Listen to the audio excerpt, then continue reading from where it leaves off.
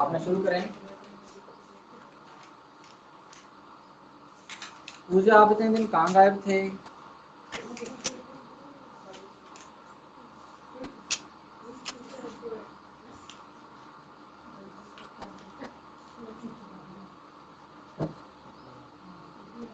हाँ जी, अपने बात कर रहे थे राजस्थान की झीलों के बारे में, और राजस्थान की झीलों में हमने नक्की झील पढ़ी थी। कौन सी झील पढ़ी थी? नक्की झील पढ़ी थी। और गरासिया जनजाति की ये सबसे क्या है? पवित्र झील है। एक लाइन और लिखी थी इसमें, इसे नीली झील भी कहा जाता है। क्या कहा जाता है? नीली झील।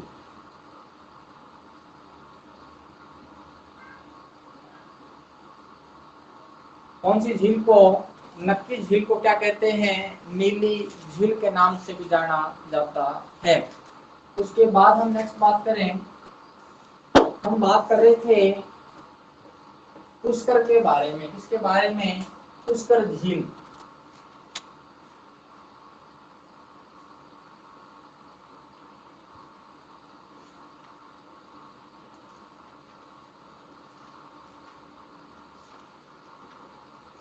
पुष्कर झील के बारे में हम बात करें तो माना जाता है ये सबसे प्राचीन झील है। क्या है ये? सबसे प्राचीन झील। लाइनें लिख रहे हैं इसके बारे में अपने स्टार लगा के।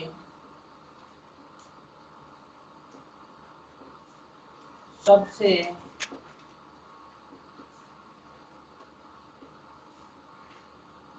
प्राचीन झील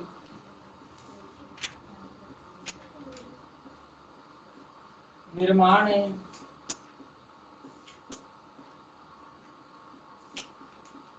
वासुदेव ने। किसने निर्माण किसने करवाया? वासुदेव ने। कई किताबों में लिखा है कि पुष्करणा ब्राह्मणों ने करवाया। किसने करवाया? पुष्करणा ब्राह्मणों ने, जिसके कारण इसका नाम क्या पड़ गया? पुष्कर झील। दोनों बातें लिखनी है आप इसके अंदर। या क्या लिखा मिल सकता है आपको?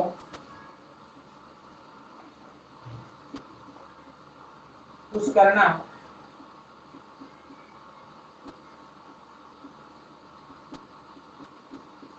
ब्राह्मणों ने। कौन से ब्राह्मणों ने? पुष्करणा ब्राह्मणों ने करवाया। इसी वजह से इसका नाम क्या पड़ा है? पुष्कर झील। नेक्स्ट हम बात करें, देखिए सबसे प्राचीन झील है पुष्कर झील। सबसे धार्मिक दृष्टि से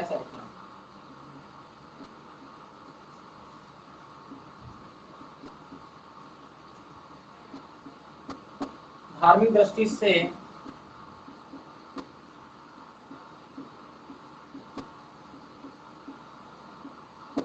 सबसे पवित्र झील।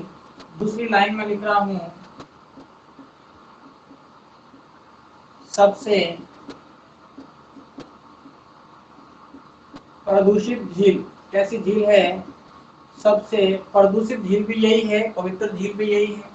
धार्मिक दृष्टि से पवित्र है, वैसे कचरा बहुत है इसके अंदर, कचरा बहुत ज्यादा है, तो सफाई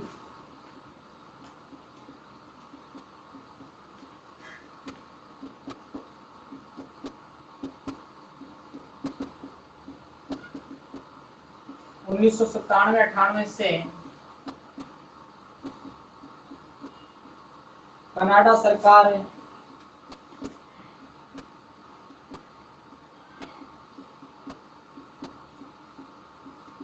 के सहयोग से, किसके सहयोग से, कनाडा सरकार के सहयोग से इसे हिंदुओं का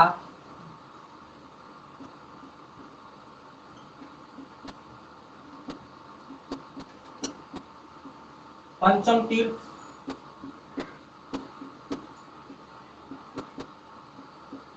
कोंकण तीर्थ और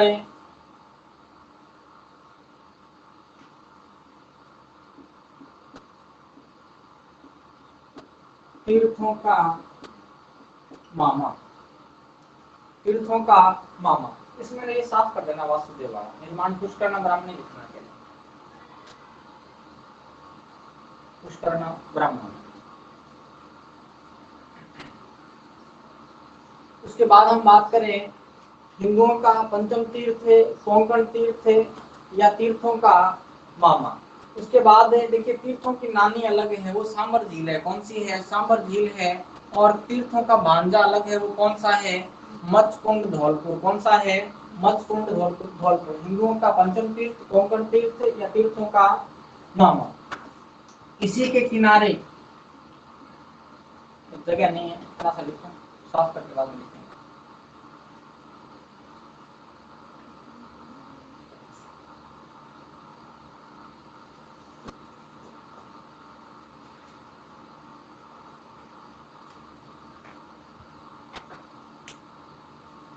तो बस महत्वपूर्ण बातें हैं, इन्हीं से प्रश्न आता है। हिंदुओं का पंचम तीर्थ कौन सी झील को कहते हैं, कोंकण तीर्थ किसे कहते हैं, तीर्थों का मामा कौन सा है, नानी कौन सी है, भांजा कौन सा है। ये 3% पक्के हैं, ठीक है। अब देखिए साफ करते हैं अपने, पूजा लिख लियो के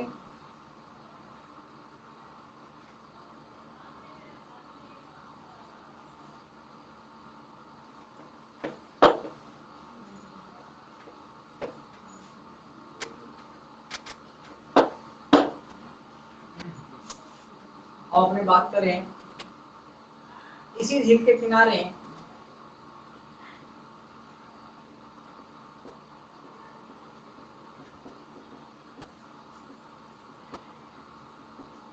महर्षि वेद व्यास ने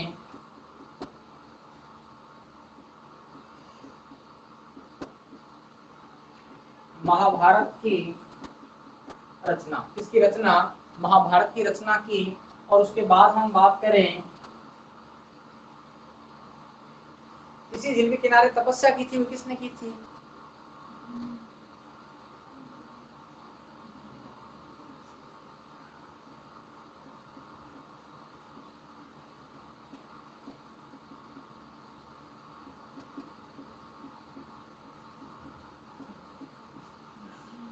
विश्वामित्र ने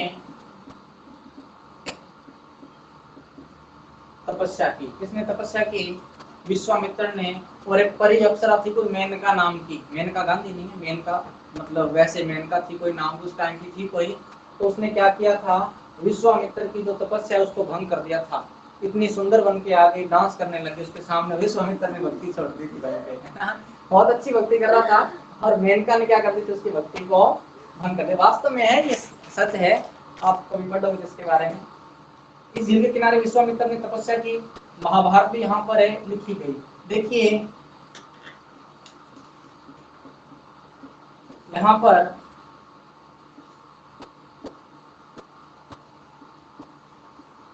बावन घाट बने हैं। कितने घाट बने हैं, 52 घाट बने हैं।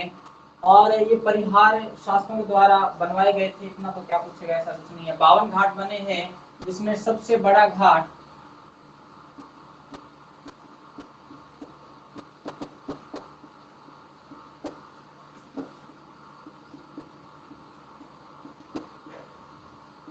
महिला घाट, और इसी महिला घाट है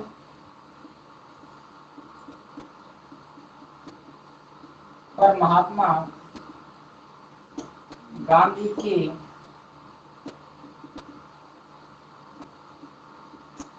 अस्थियों का विसर्जन हुआ था। अब ये भी प्रश्न है, कोई बड़ा बंदा है, उसकी अस्थियां हैं, उनको प्रवाहित किया जा रहा है, और कौन सी झील में? पुष्कर झील में। ध्यान में रखना है, हमारे राजस्थान में जो महात्मा गांधी की अस्थियां हैं वो प्रवाहित की गई थी। कौन सी झील के अंदर है? पुष्कर झील के अंदर।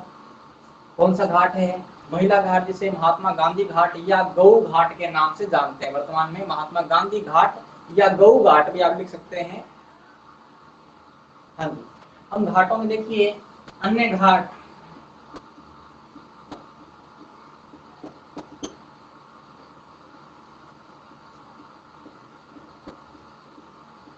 मुरली घाट है, गणगौर घाट है, बद्री घाट है, सप्तऋषि घाट है,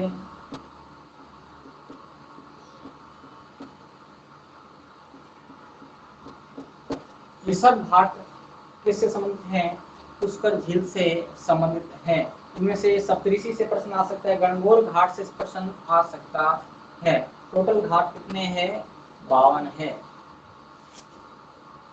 लिख लीजिए जल्दी से।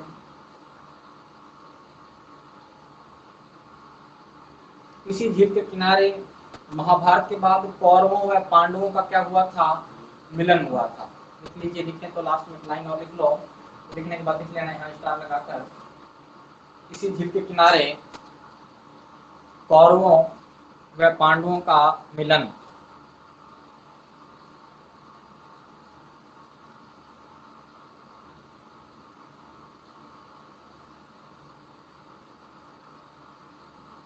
कौरवों व पांडवों का क्या हुआ था? मिलन। या कौरवों व पांडवों का मिलन स्थल कौन सी झील है? तो प्रश्न आए तो क्या करना है आपने? पुष्कर झील। एक लाइन और लिख लीजिए। हाँ, ये उसमें अलग लिखेंगे, अलग है। अगर देखिए, अगर नोट लगा के साथ लिखे तो यहीं लिख लो, तो याद रहेगा। देखो, कौरव पांडव मिले कहाँ पर है? पुष्कर झील किनारे। लेकिन अकबर का विवाह हुआ सांबर झील किनारे। ये प्रश्न आया बहुत बार, महिला सुपरवाइजर 2015 में आया हुआ था। नोट लगा के यहीं लिख लीजिए। नोट, अकबर की विवाह स्थली सांबर झील है। ये दोनों बात मिक्स नहीं होना, तो इसमें साथ लिख लो। अकबर की विवाह स्थली कौन सी है? सांबर झील है।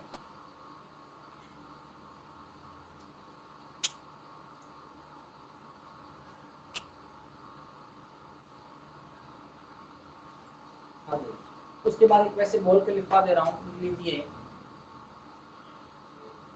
फतेह सागर झील। फतेह सागर झील, इस झील का निर्माण, फतेह सागर झील उदयपुर में है। इस झील का निर्माण मेवाड़ी शासक, इस झील का निर्माण मेवाड़ी शासक जय सिंह ने करवाया।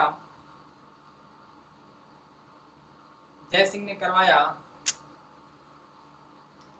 और नाम अंग्रेज अधिकारी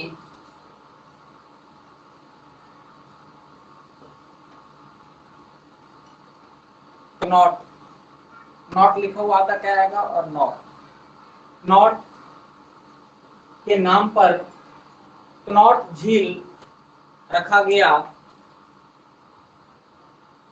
कनॉट झील रखा गया। तहस नहस हो जाने के बाद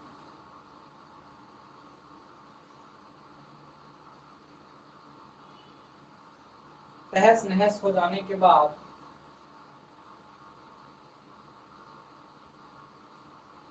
इस झील का पुनर्निर्माण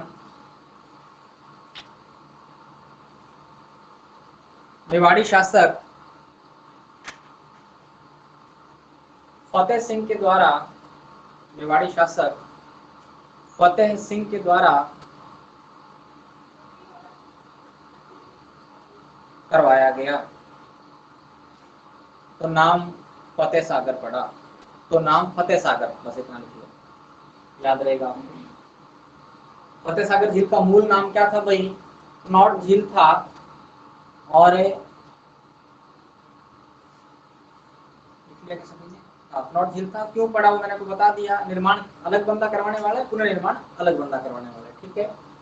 निर्माण जय सिंह ने करवाया, नाम कनॉट झील रखा, और उसके बाद जैसे इसका तहस नहस वगैरह हो गई तो पुनर्निर्माण करवाया फतेह सिंह ने, तो नाम क्या पड़ गया इसका? फतेह सागर झील। और फतेह सागर झील किससे झील से जुड़ी हुई है? पटे नहीं है ना, पिछोला से जुड़ी हुई है। किसके माध्यम से?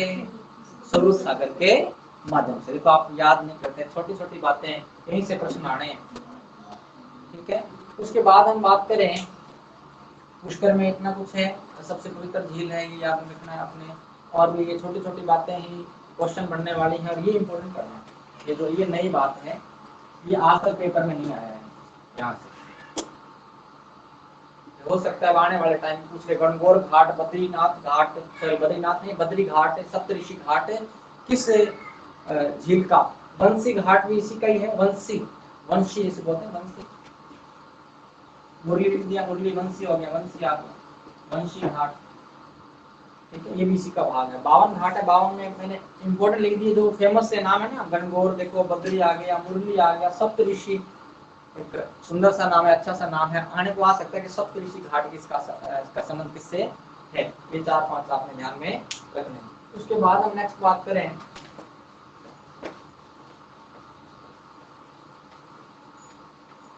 लिख लीजिए अन्य झीलें।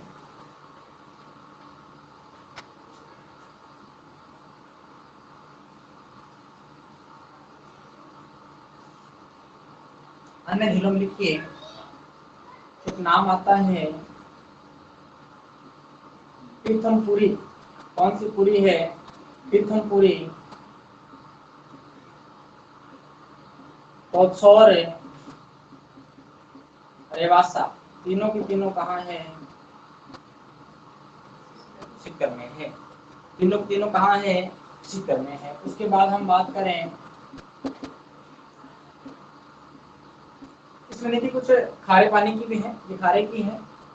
चोपड़ा झील, चोपड़ा झील आती है। अन्य में लिखवा रहा हूँ एक बार, है ना, खारे के अलग लिखवाऊंगा, अन्य में इसमें खारे की है, मतलब छोटी छोटी झीलें हैं।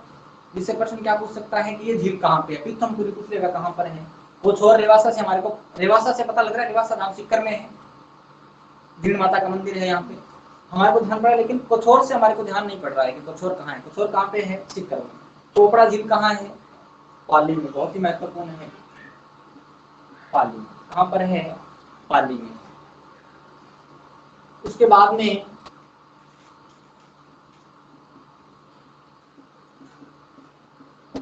सिलीसेड झील,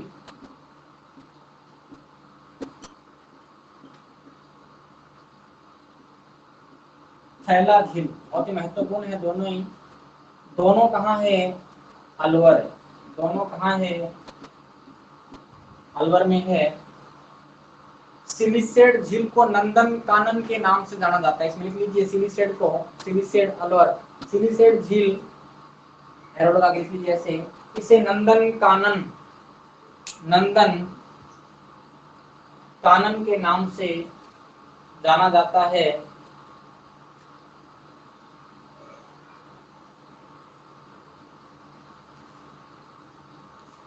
उसके बाद लिखिए झिलमिल झील। कौन सी झील है?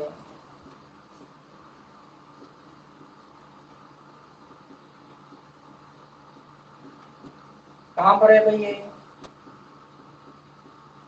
दौसा। झिलमिल झील कहाँ है? दौसा में है।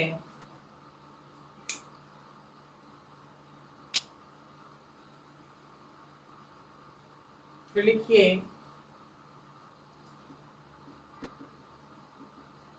गढ़सीसर।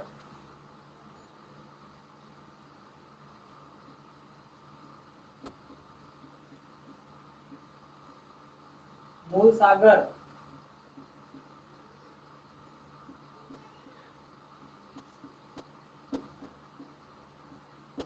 गजरूप झील,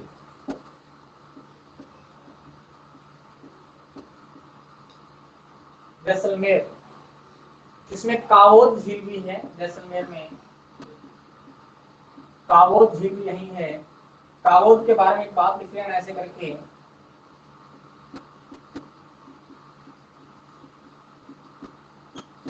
आयोडीन की मात्रा सर्वाधिक, आयोडीन की मात्रा जो सर्वाधिक है वो कौन सी झील के पानी में है भाई? कावोद झील जैसलमेर के पानी में।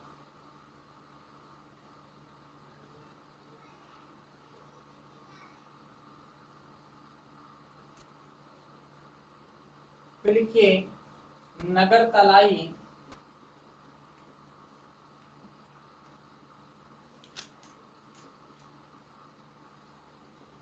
जुग्गर व ममचेड़ी, नगर तलाई जुग्गर व ममचेड़ी झील करौली। हाँ, तीनों करौली में ही है।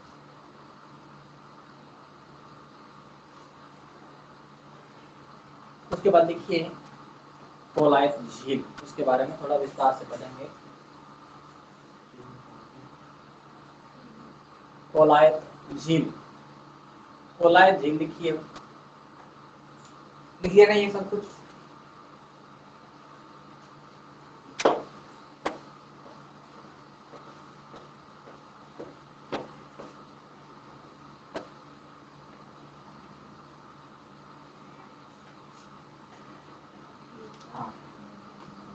कोलायत झील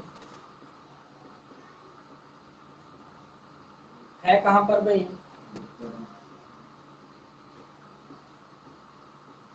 बीका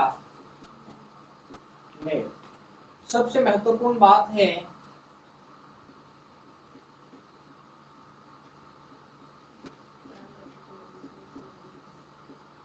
सारण जाति के लोग स्नान नहीं।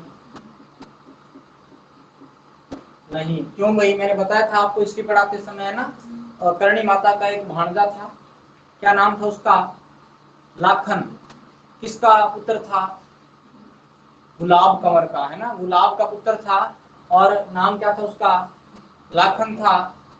विजय परिहार राव के साथ गुलाब की शादी हुई थी। पहले रिश्ता हुआ था किसके साथ? करणी माता के साथ। तो मूल नाम रिद्धि बाई है, करणी माता तो बाद में नाम पड़ा है। मूल नाम क्या है? रिद्धि बाई। कर्नल किरियानी, है ना, ये दोनों नाम किसके हैं? करणी माता के हैं। करणी माता ने शादी नहीं करवाई, फिर उसकी बहन की शादी की, पुत्र हुआ तो पुत्र गोद ले लिया करणी माता ने, और वो पुत्र इस झील में डूबकर क्या हो गई थी? उसकी मृत्यु हो गई थी। खेल रहा था इसी किनारे और डूबने से क्या हो गई थी? मृत्यु हो गई थी। उसके बाद सारण जाति के जो लोग हैं इस झील में स्नान नहीं करते हैं। क्लियर बात? दूसरी बात, यहाँ का इसे शुष्क मरुस्थल का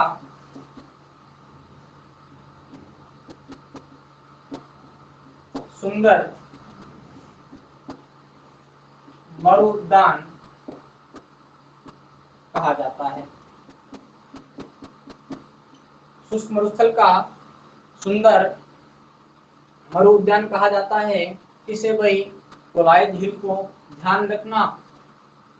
यहाँ पर शुष्क मरुस्थल का सुंदर मरुउद्यान है। अगर गजनेर झील लिखा है तो शुद्ध दर्पण कहते हैं। क्या कहते हैं उसको? शुद्ध दर्पण। वो भी लिखा हुआ बीकानेर वाली, वो भी गजनेर झील। तो यहाँ मेला लगता है कार्तिक पूर्णिमा को, आप सबको पता है, मैंने लिखवाया हुआ है मेलों में। यहाँ का दीपदान महोत्सव,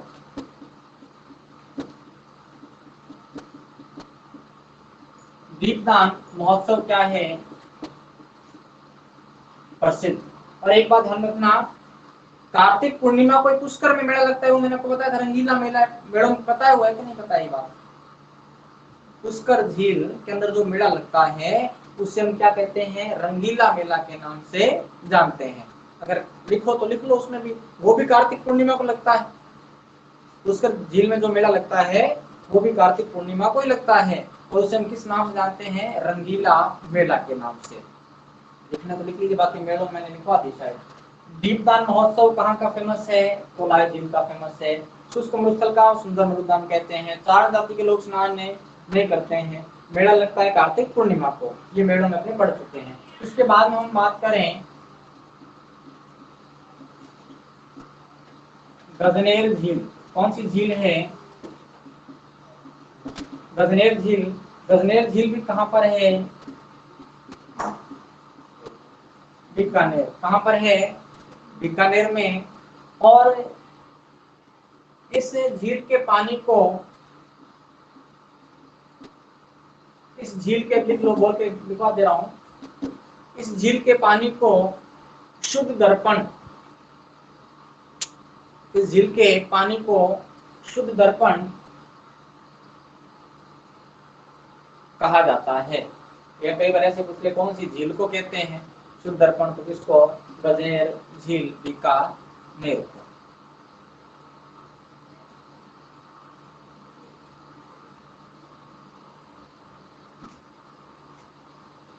हरिराम, बड़े दिनों बाद दर्शन दिए हैं भाई।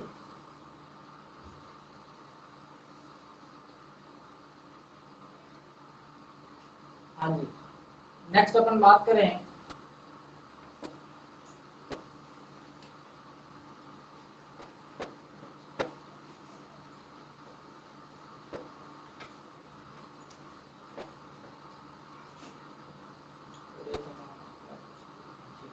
उसके बाद हम बात करें सांबर झील की। किसकी बात करें? सांबर झील।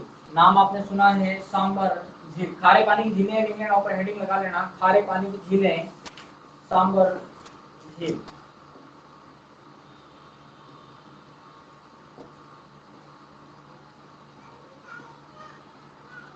सांबर झील के बारे में हम बात करें, सांबर झील के बारे में हम बात करें, ये खारे पानी की झील है, सबसे बड़ी झील है खारे पानी की राजस्थान की। और इसके अंदर देखिए सबसे ज्यादा नमक उत्पादन करती है। आपने लिख रखा, मैं लिखवा दूं दोबारा से? लिखवाया तो हुआ है, अगर लिखना है दोबारा आप लिख लीजिए। बोल देता हूँ, वैसे साथ साथ लिख देता हूँ और आप लिख लेना। सर्वाधिक नमक उत्पादन, सर्वाधिक नमक उत्पादन 8.7%। हमारा जो राजस्थान है तो पूरे भारत का 12% नमक उत्पादन करता है, और उसमें से 8.7% अकेले कौन करती है?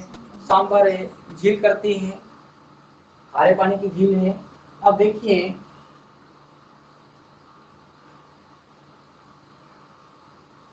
इसके अंदर, इसकी जो शैवालें हैं ना, शैवालें, उसमें एक जीव पाया जाता है स्पाइरुलिन। क्या नाम है? स्पाइरुलिना नाम का एक जीव पाया जाता है। लिख देता हूं मैं, इस झील में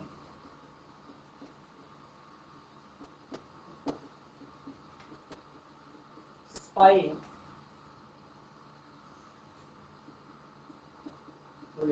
स्पाइरुलिना नामक शैवाल, स्पाइरुलिना नामक शैवाल पाई जाती हैं। और इस झील के जो खारापन है ना, ये महत्वपूर्ण है, ये किताब में आपको बहुत कम मिलेगा। इसके अंदर महत्वपूर्ण क्या है? सांबर झील के अंदर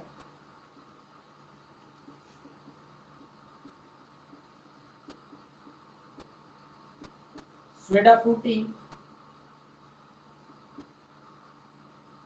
व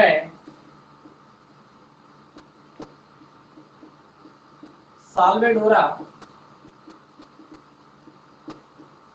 वनस्पतियों का या वनस्पति का रोपण खारापन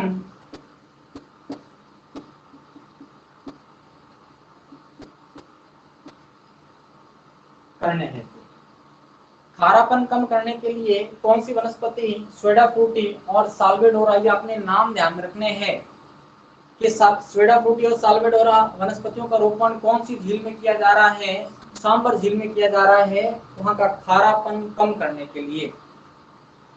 और सांबर झील को जो खारापन मिल रहा है उसका स्रोत क्या है? दो स्रोत हैं। एक तो है केशाकर्षण के द्वारा, किसके द्वारा, केशाकर्षण के द्वारा, और दूसरा है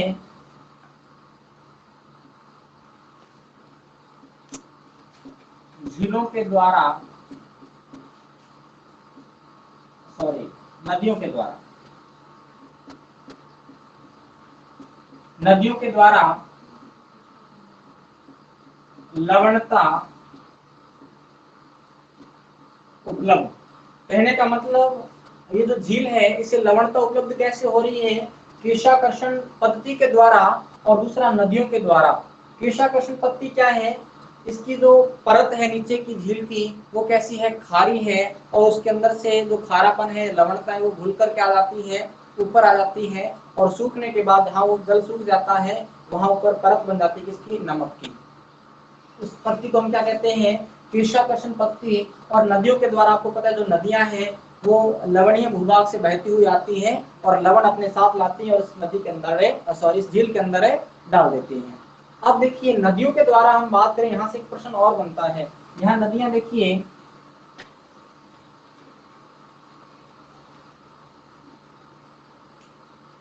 एक तो है मेडा और एक है, हाँ मेंथा मेडा एक ही बात है, रूपनगढ़, और एक कौन सी है, खारी। मेडा, रूपनगढ़, इसको मेंथा भी बोलते हैं, मेंथा या मेडा।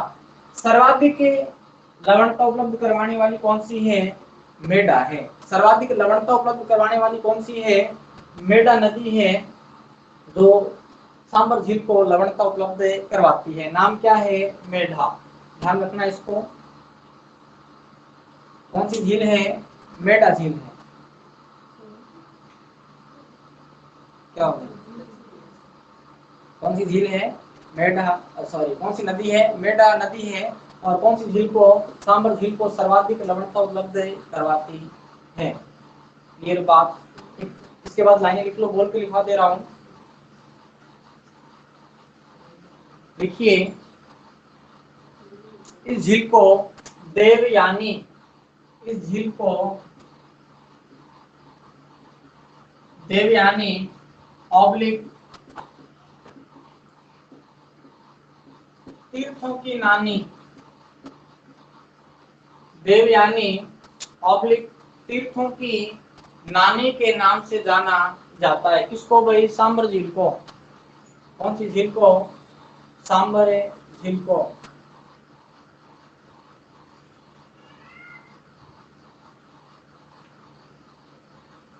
कोलायत में एक लाइन और लिख लेना। कोलायत झील में सांख्य दर्शन के प्रणेता कपिल मुनि की तपोस्थली है। कोलायत झील में एक लाइन लिख लो, रह गई थी वो। सांख्य दर्शन के प्रणेता कपिल मुनि, कैसे कोलायत, कैसे कपिल, कपिल मुनि सांख्य, संख्या में आ की मात्रा लगा लो, सांख्य दर्शन के प्रणेता, प्रणेता प्रणेता कपिल मुनि की तपोस्थली है। कौन सी झील, कोलायत झील। इसमें लिखिए, और नानी वगैरह लिख लिया, ठीक है। इसी के साथ नोट लगा के लिख लो। आप सांबर में लिखना है, सांबर में लिखो नोट लगा के, तीर्थों का भांजा, तीर्थों का भांजा मत्स्यकुंड, मत्स्यकुंड स्थान है कहां पर,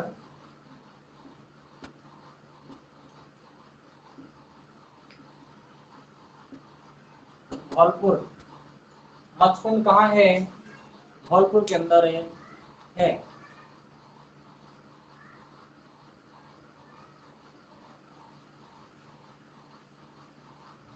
हाँ ठीक है। उसके बाद देखिए फिर अपन बात करें, आपको पता है भीड़वाना, दो झीलें ऐसी हैं जिसका नमक तो बहुत ही अच्छा है, एक झील ऐसी है जिसका नमक क्या है, बेकार है। वो ये दो बात अपने पढ़ चुके हैं, दोबारा से बताऊं। पंचपदरा झील बाड़मेर, सबसे अच्छी किस्म का नमक है और डीडवाना का कैसा है, अखाद्य नमक है, जिसका यूज किसमें होता है, उद्योग में होता है, चमड़ा उद्योग में होता है। चमड़ा को साफ करने के लिए कौन सी झील का नमक यूज करते हैं, डीडवाना झील का।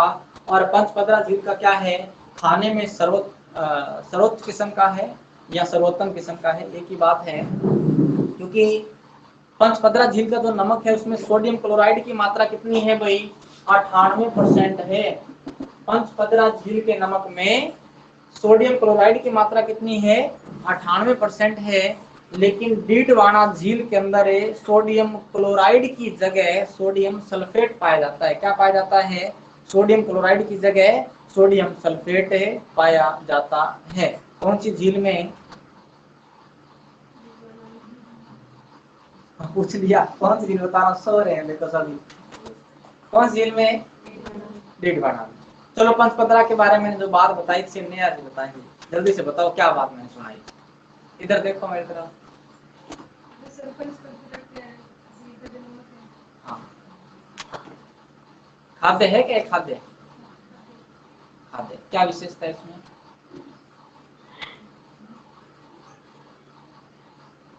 ध्यान रहता है ना। हाँ ये लिखा हुआ 98% सोडियम क्लोराइड की मात्रा पाई जाती है, इसलिए सबसे अच्छी किस्म का है। ये बातें मैंने आपको पढ़ा भी रखी हैं पहले, और आज के इतना ही काफी है। ठीक है भाई। और ये हरिराम जी रोज आया करो आप, ऐसे हरिराम जी आपकी राम जी सुनेंगे नहीं अगर आप रोज नहीं आओगे तो। और पूजा आप भी एब्सेंट नहीं होना है भाई, कई दिनों बाद आपने क्लास लगाई है। हाँ ठीक है जी।